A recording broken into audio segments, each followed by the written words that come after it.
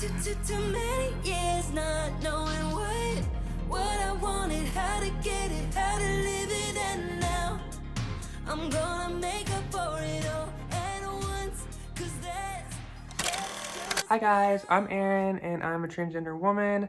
I've been on HRT, which is hormone replacement therapy, for 17 months now. I've been out at work for about 9 months, and then I've also been out to my family for 6 months. So now I'm looking back on what it was like before and what I had to do to prepare myself for this and what I wish I would have done. And that's what this video is all about. I want to give you guys some advice on what to do before coming out from my perspective. And also, I want to give some advice on what I wish I would have done, because there's a lot of things now looking back. I was like, oh my God, it would have made this so much easier if I would have done this. So I'm gonna go through my list with you guys. I have quite a few things. And to start off with, hair. It really helped me to grow my hair out. I grew my hair out completely before I came out. You have that awkward growing stage, and it's good to get used to your hair and learn hair care and really keep it nice, because once I was out, that part was already done. I literally have pretty good hair in my opinion, and it's fun to explore different hairstyles. And the second I came out, I literally got highlights. I wanted something crazy that I couldn't do as a guy, so that's what I did, and I'm ready to go dark for the fall, so prepare for that. But yeah, definitely hair. I recommend it before you come out. It's not necessary if you don't want long hair, but it definitely helps you pass. So that's that one. And then I mentioned getting my highlights. Before I came out, I would dye my hair just to get people used to me dyeing my hair. I would dye it dark brown, I'd dye it blonde. I had all different kind of colors. Like, it was really helpful because people just kind of knew, oh, Erin dyes their hair before it was him.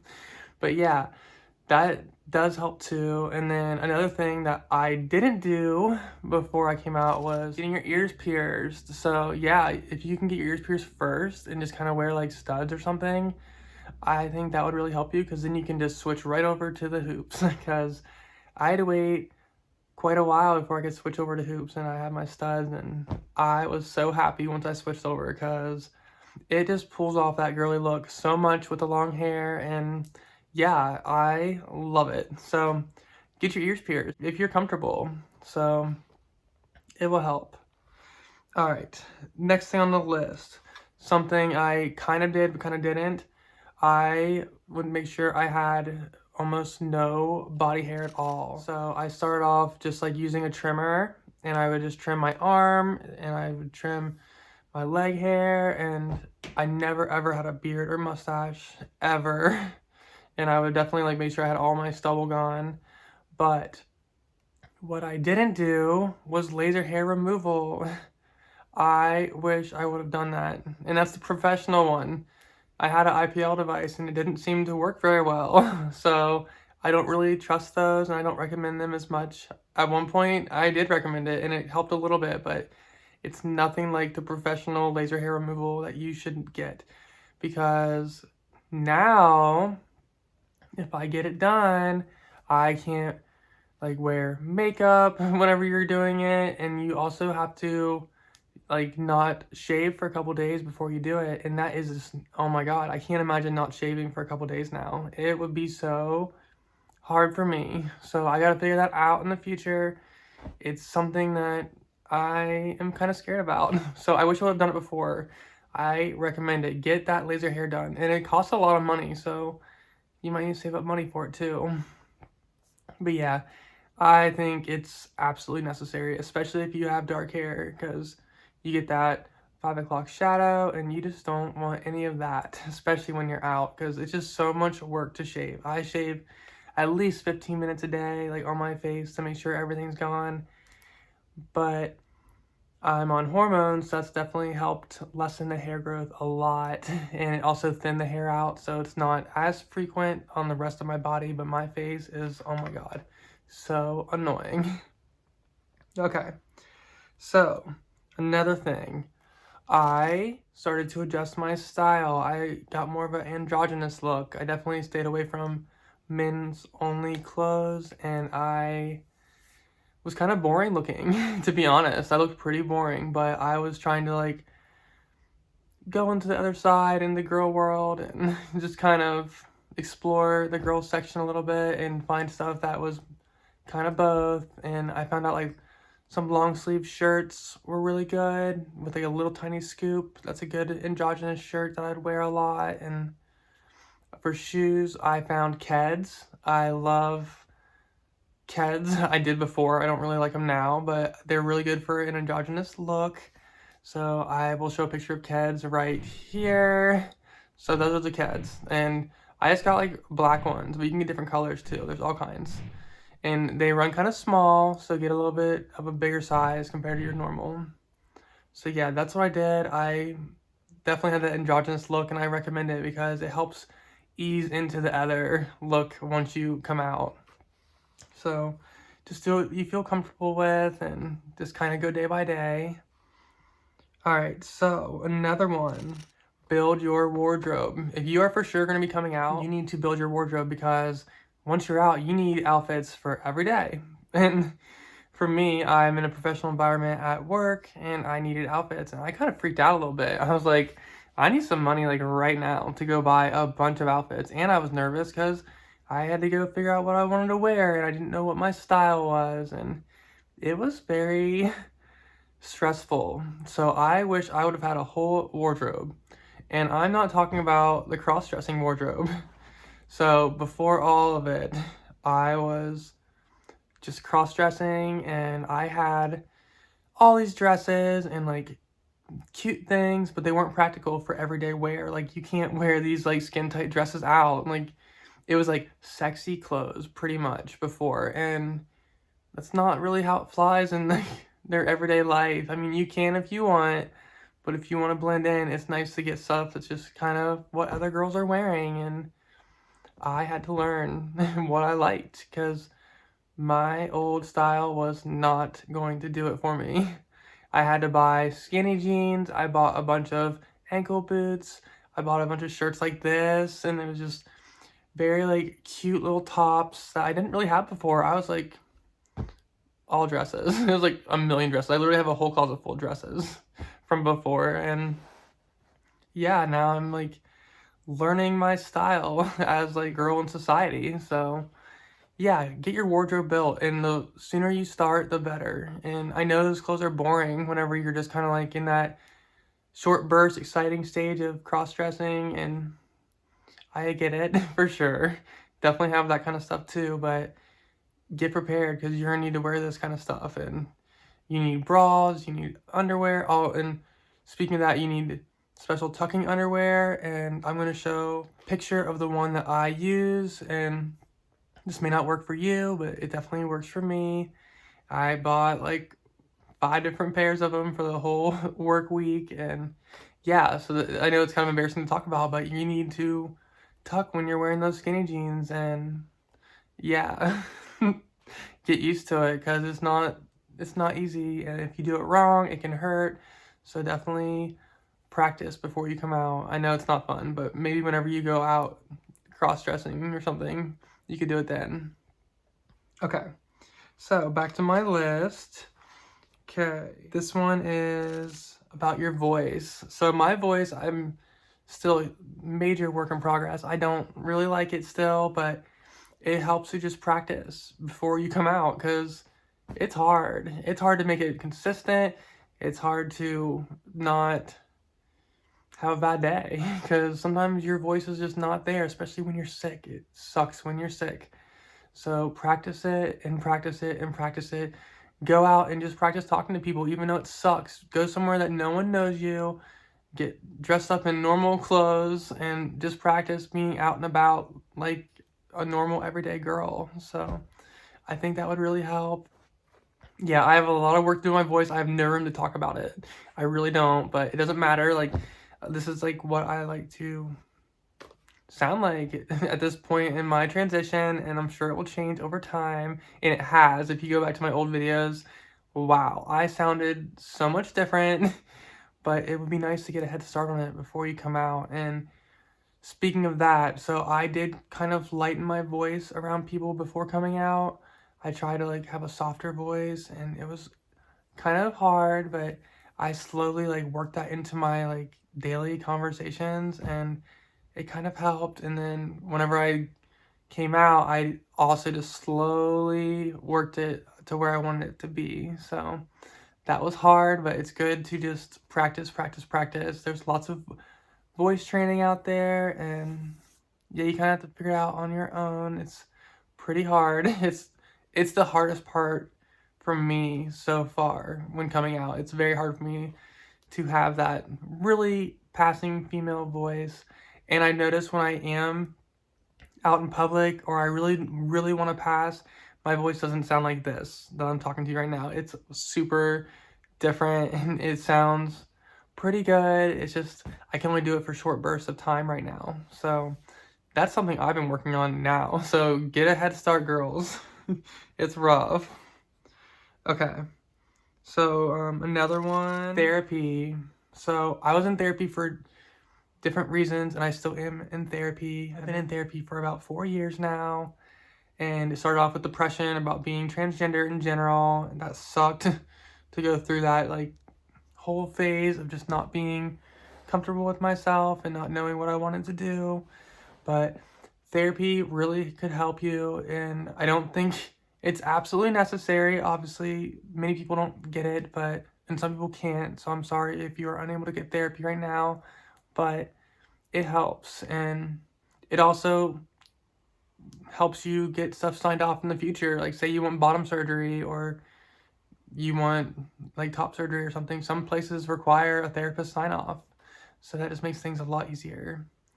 So yeah, speaking of that, I think it's really helpful to have a therapist to really hit it home that you are truly transgender so you can start your hormones. Those hormones are a lifesaver. They push me above and beyond, and I recommend you start hormones right when you know you're going to be coming out. Like, I knew I was coming out eventually. I didn't know when, but I knew it was inevitable. So when you know that, I would start your hormones if it's safe for you.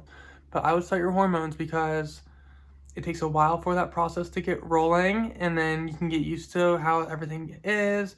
And I even wore a binder for a while to hide my breast growth, and then all of a sudden, before I knew it, I was ready. Like, I came out and I just knew exactly who I was because the hormones, they literally change the chemistry in your brain. They change the way you think. They change everything for the better. It was like I finally fit into this world, and it wasn't even hard to come out at that point. I just knew I had to, and I was ready. And yeah, so I recommend starting your hormones before you come out. I really do. I think it's a good boost. And again, it's not absolutely necessary, but it's going to be a wild ride either way. So I 100% recommend hormones. It's a game changer. All right, so another one, tell a few people that you trust. So this is very personal and very go with your instincts. If you see someone that you feel comfortable with talking about being transgender, I say go for it. Even before you're out, it's good to have someone to know you and what your plan is. I only came out to a couple people before coming out, and it was very hard, but once I did, I was like, wow, they know me. Like, they know what my game plan is, and they get why I'm acting funny or why I'm looking more androgynous. And it was nice to have that like ally on your side. So I definitely recommend that. As many people as you feel comfortable with, but be careful, because if you tell the wrong person, then it could blow up in your face. So backup plan for that. Be prepared for anything to happen when you come out to someone. So that's why a lot of people don't tell people until right before they come out. But if you have that ride or die, and just tell them, and it'll help you a lot. Okay. So another one is makeup. So makeup's very, very, very hard. I'm not gonna lie. it's a lot, especially if you want to be consistent every single day and wear it. It's wild. So I recommend before even coming out to just try all different styles of makeup, watch a lot of YouTube videos. I'm going to be having a makeup video eventually, so watch mine. But definitely watch them because I did too. And my tip here was I would watch a video and I would buy all the makeup that they used. This is very expensive to do, but I did it for like, I looked up drugstore makeup videos and then that helped. It wasn't so expensive. And then once I figured out how they did it, I kind of experimented with my own different kinds and then I found out exactly what I like. So turns out I am a CoverGirl. I love CoverGirl and I love Maybelline and Revlon. So yeah, that's my main ones. So yeah, you'll find out what I use in my makeup video whenever I finally decide to do it and get brave enough because it's hard, especially on camera. Okay, so yeah, practice that a bunch, especially eyes. Eyeliner is the hardest part in my opinion. I use liquid eyeliner, so it's rough. Okay, go out often before you come out. Find a place that you can go that is a safe place that you can practice. Practice walking, practice talking, just practice being out in general and just, it will help you so much just to kind of get comfortable in the clothes and get comfortable walking around as who you want to be because you're going to be doing it nonstop when you come out. So it's definitely very helpful to just get some practice. Practice interacting with people. It's so hard and scary, and just talking to someone like is so hard at first. I would go to a store like wearing the wrong clothes, by the way. So try to wear some typical female clothes if you can. But I would be wearing like a dress that's too small and I would go out and someone would try to talk to me and I would literally like bolt the other way. You probably will do that at first if you try to go out, but it's good to get practice and that's where the voice comes in too. If you get your voice a little bit better, then it kind of eases it a little bit and they know what's going on. It's kind of like, oh yeah, that person is like trying to be presenting as female. So yeah, so try to do that. I think that would really help you. Okay, another one, save money. This stuff is expensive. I found myself really reaching deep into my wallet.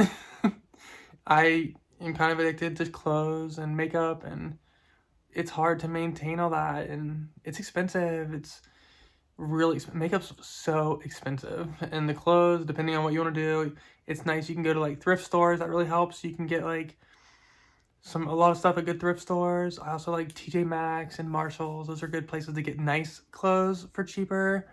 So yeah, and my favorite shop is Maurice's. I think it's really good for people with long torsos and their clothes are really cute and comfy and they're very dressy for my work environment. So that's my favorite place and it's expensive. So you need money, save that money. And I know it's hard, but the more you have, the more fun you're gonna have and the easier it is for you to get what you want. And the surgeries, that's a lot of money too. You gotta definitely keep that in mind, keep it in the back of your head, what your game plan is, and yeah, save that money, girls. It's hard. Okay, so another one, name change. That shit's crazy. It's so much work. It's so much more than you think it is. So if you have a certain date that you know you're coming out, you may as well get a head start on the name change. And that also may require a therapist because I had to get my therapist to sign off on my gender marker to change on my license. So that was also another reason to get a therapist. And it always depends on the state. But yeah, if you know exactly when you're coming out, I would get that name change stuff going because it takes forever. It takes so long. So you may as well just change it now. And if it's not possible, that's fine. I actually did mine after I came out. So it wasn't that big of a deal, but it was just, for me, it was getting very, very difficult to see my dead name. I did not like it, and I still see it, and I get kind of like cringy, and it wasn't like that before, and all of a sudden it got worse and worse and worse. So if it's bothering you really bad, I would get that ball rolling as soon as possible. It will definitely help you. Okay, I think that's all I have for my list. I guess my ending advice is prepare for the worst and hope for the best, because you don't know what's going to happen when you come out, and it just helps to just have that mindset that this can happen, but have a backup plan for if it does happen in a negative way, because a lot of stories aren't that bad, but it's nice to like just kind of keep it in your head that you know that things can get pretty crazy, especially when it comes to family.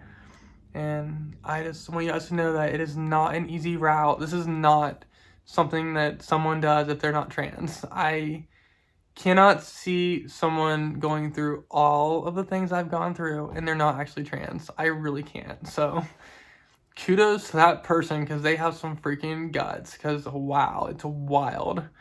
So yeah, definitely prepare for the worst, because you never know what could happen. And then when good things do happen, it'll be nice and you'll just be yourself and you'll be happy. And I hope everything works out for you guys, because it worked out really well for me and I was very satisfied with almost everything. I have a couple things here and there that obviously bother me.